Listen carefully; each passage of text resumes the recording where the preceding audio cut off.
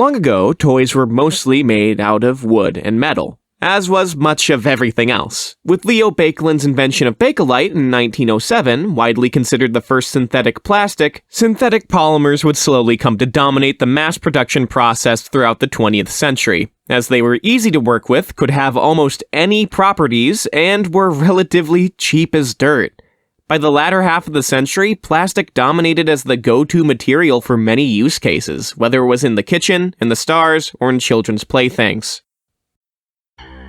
Today, we are facing a crisis, as plastic is almost too good of a material. Many plastics take thousands of years to biodegrade, lasting virtually forever, which is not good when so many plastics are single-use. Mountains of the stuff are piling up in landfills, our streets, and in the ocean. It is one of the biggest sustainability issues the planet has ever faced. And now that you know to feel bad about it, let's talk about how cool plastic is! Hi, local main character Zep here. I'm the guy who tricked you into learning about material science by talking about Beyblade, and I'm about to do it again. And yes, I'm going to be a freak about it. There's your warning. You can leave now if you want. Plastic is a miracle material and can be added to essentially any product for some kind of benefit, or detriment if you're the Earth. It can be durable, flexible, chemically resistant, and be formed into almost any shape. With dozens of plastics with millions of formulas, there's not much plastic isn't useful for. You can dial in the properties of plastic with a pretty high level of granularity, so it makes sense that you can get pretty crazy with the amount of plastics put into one product. While you'd expect for that diversity of material to be reserved for aerospace applications or sensitive machinery, for some reason the eggheads at Takara Tomy decided that spinning tops deserve some of the most detailed materials engineering R&D can possibly afford. These Beyblades are designed like rockets, and no, not that one. If you look at the back of a Takara Tomy Beyblade X box, you'll notice that there's a list of all of the items inside with a bunch of letters next to them. These are all the included plastics, and there's a lot of them, for good reason. Beyblades have been called high-performance tops in the past, and Beyblade X has the highest performance yet. So you can better understand and appreciate the engineering that goes into Beyblade X, I'll be breaking down almost every kind of plastic used in the series, where they get used, and why they get used. In fact, you may have even heard of one of these plastics before, as one of the only materials advertised in Beyblade by its chemical name. It's white, it's slippery, and it's going to teach you the importance of proper lubrication. POM, or polyoxymethylene if you're either a normal amount of celibate or so freaky that what you do can't be called sex anymore, is a strong, stiff, and low-friction plastic used in many practical applications. It's very recognizable from its opaque, milky color setup, which comes from its crystalline structure. In the wider context of Beyblade, you may know it as the plastic that makes low-friction stamina tips possible. For this use in Beyblade X, it first debuted with the glide bit, but it actually showed up as early as BX-01 for both the internal locking mechanism in most ratchets in the series and in most launchers or the internal gears. Gear-based mechanisms usually need a lot of lubricant, like me and your parents. If those cogs don't get properly greased up like spring hogs, they will wear and tear incredibly easily as their teeth skip and that friction generates heat, making the constant grinding even more likely to damage the parts. With POM, its low-friction surface essentially does some of the lubing up itself without having to use as much grease, which is good for a toy that will likely never see any maintenance. The fact that Beyblade has taught a whole subsection of the population about the properties of this very specialized engineering plastic more so than any high school chemistry class goes to show how underutilized material science is in primary education curriculums and how bleak the meta of burst was that POM stamina tips became that ubiquitous. As a side effect of highlighting POM, however, some extremely common plastics get lumped in together as just plastic, when in reality there are many different types, even on just one part. Might as well start off with the most common one. PE, or polyethylene, is to plastics as 80 songs are to movie soundtracks. It's extremely common, gets the job done pretty well most of the time, and is pretty cheap to get your hands on. Whether it be high or low density, polyethylene gets used in many household objects, more than anything else. PE is the most commonly produced plastic by mass globally. It's cheap as dirt, if not cheaper, doesn't leach that many chemicals, and is pretty durable for its relatively low mass. Garbage bags, milk jugs, drink bottles, grocery sacks, synthetic fabrics, and so many other things are made from some form of polyethylene. In Beyblade X, string launchers use woven polyethylene-based threads to make up their namesake component. What? Were you expecting Egyptian cotton? We gotta mass produce these things, and it's relatively strong enough for the forces they're going to see when someone lets it, what's the word? Lets it unwind rapidly. While PE is great for a lot of general uses and is very cost-effective, different parts need different standards of performance. And I'm sorry, PE, I really like you and care about you, but I need to see different materials to meet my needs. Ones with much harder names to say. PMMA is short for polymethylmethacrylate, which is Poindexter Geekatron wedgie-loving nerd for acrylic. You may also know it as plexiglass, and a million other brand names. Acrylic is desirable for many of its properties, being more transparent than glass, good for injection molding, okay for extruding, and the gold standard for laser cutting. For its weight, it's incredibly strong. Strong enough to keep hockey fights and flying pucks on the ice and out of the audience, or even for use on the windows on planes, dating all the way back to World War II. The uses for acrylic are as impressive as they are numerous, so of course it found its way into Beyblade X. Acrylic is the plastic component of every metal blade in every bay. If it's good enough for aquariums and submarines, surely it's good enough for the spinning tops that hit each other really, really hard. Well, good enough most of the time. Even when acrylic does break, it's less of a problem than some other materials because it's shatter-resistant, part of the reason it's used as a glass alternative. It's more likely to crack and split than fly apart into a million different pieces, pretty useful for the part of the toy most likely to break. That's why it's also used to make up the contact points and ratchets, since those can also see a lot of action. Violent action. However, credit to where credit's due, acrylic isn't the only plastic that's used for its high impact resistance. ABS, or acrylonitrile butadiene styrene, is a very interesting plastic, and also what seniors in high school told freshman me to mime saying with my tongue if I was ever making out with someone. It's made of 2 plastics and 1 rubber whose proportions can be changed to affect the final properties of the plastic. More acrylonitrile makes ABS more rigid, more heat resistant, but less flexible.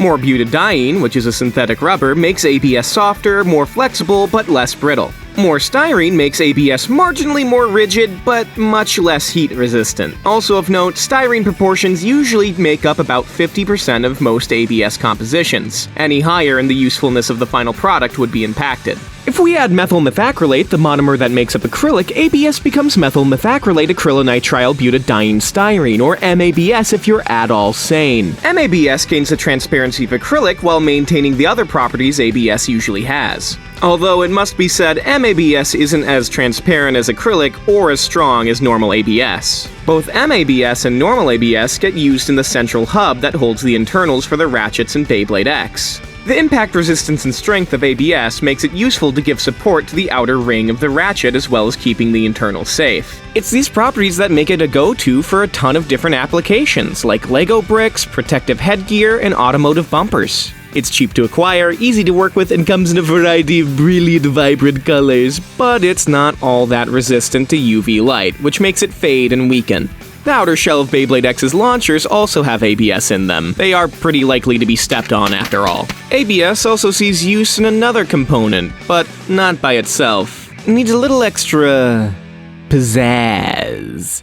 PA polyamide, or nylon if you're a shill for New York and London, is a plastic commonly used to make strong synthetic fabrics, fishing line, and high-performance mechanical parts. Nylon is highly resistant to wear, abrasion, and breakage. While it is prone to absorb some ambient moisture, leading to expansion and deformation of parts in a slight degree, this can sometimes make those parts even stronger. With all these properties, it's clear why nylon, the first synthetic thermoplastic in the world to be commercially successful, is used in Beyblade. And with its high price point compared to other plastics, it's clear why nylon is sometimes used as part of an alloy in Beyblade X. Every bit in the system is made of a plastic that is a mixture, or alloy, of nylon and ABS. This blend makes the already durable and impact-resistant ABS more able to stand up to the strong twisting forces and torque they face from spinning and riding the extreme line, a stress we call torsion. The bits see the most action out of any part in Beyblade X, as they essentially get ground into the stadium floor while being pressed down by the weight of literally every other part on the bay. It makes sense why this component gets a small hit of such a strong material.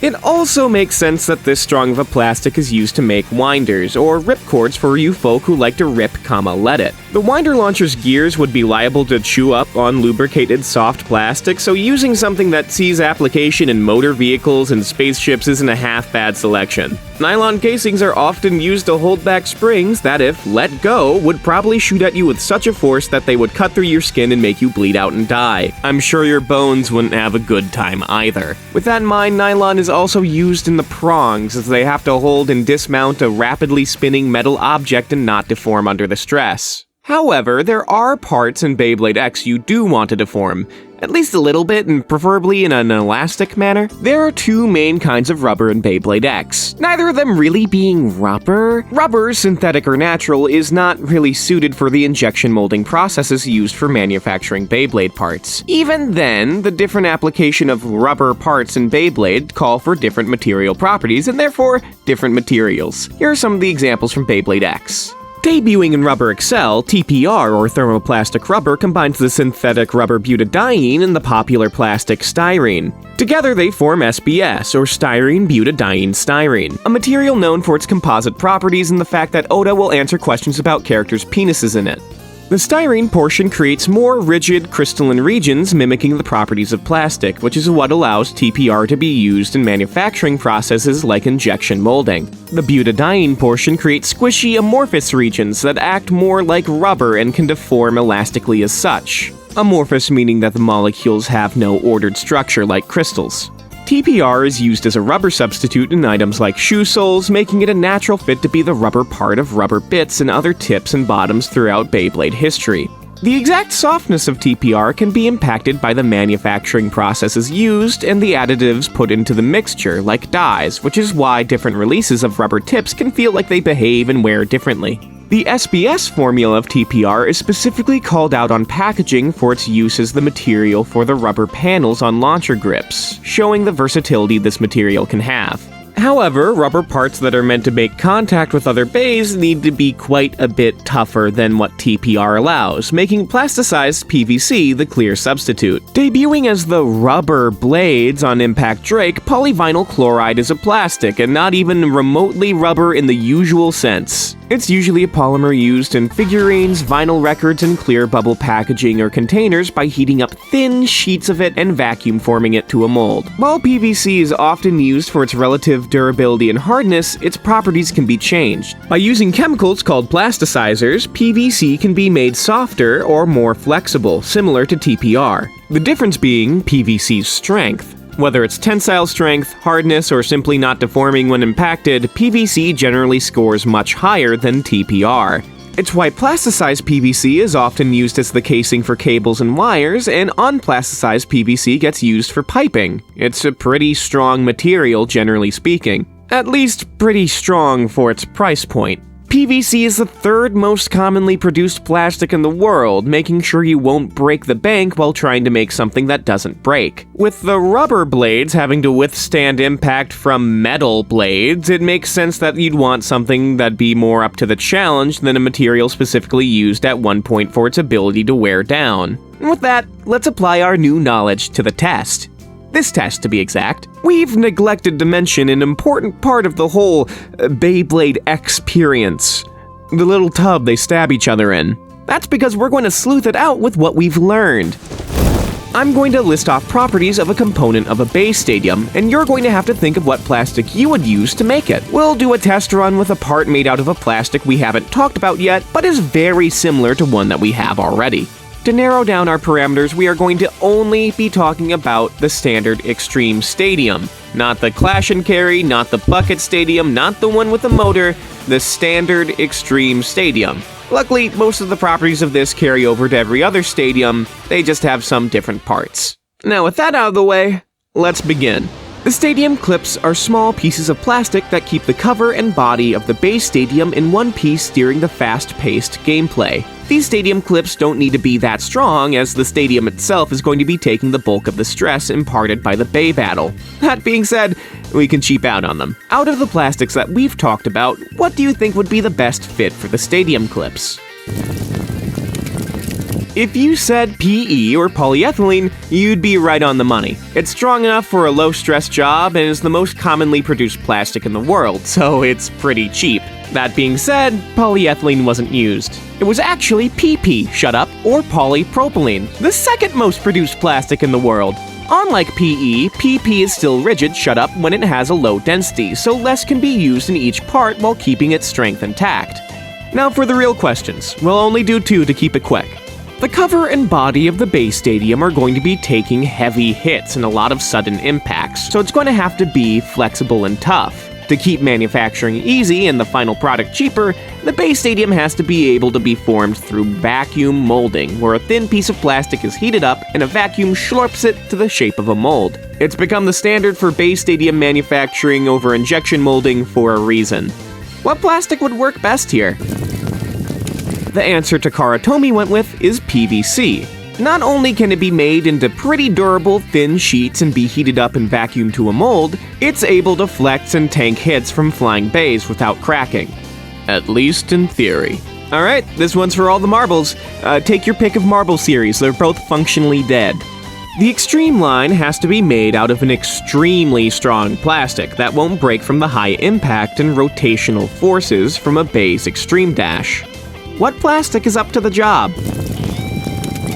In the final product, TT went with PA, also known as polyamide and nylon. Not only is it super durable, super strong, and super resistant to the high-speed impacts, it's also good for high torsion, which is the stress caused by rotation.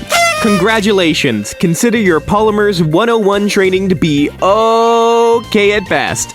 Now when you look at bays or other plastic objects, you can think, hey, I bet that's made out of blank, and only be wrong an amount of times slightly lower than chance. While yes, all those different kinds of plastics might make you feel bad about all of their possible effects on the environment, remember, there are things that you can do to make this Earth a greener place, like carpooling, composting, and co-recycling. I wasn't going to break alliteration. You can even bring back the era of metal and wooden toys! In fact, I know one that would be pretty effective on the CEOs and politicians making the decisions that cause 70% of greenhouse gas emissions on the planet. It has a proven track record of making sure they have their heads screwed on right. At least the ones that are left. The imminent collapse of the global ecosystem at the hands of capitalism aside, what makes plastic great is that it's just not a one-of-a-kind material. It can be customized so much that it can help an astronaut not be sucked out into the vacuum of space, or help you tech your opponent so hard with a spinning top that they lose the will to live. If there's anything that I learned today, it's that our Beyblades will likely outlive us by thousands and thousands of years. But don't let that make you sad. It means that our billionaires will never outlive a Beyblade, which means that 3, 2, 1, Zuck, put them the hell up.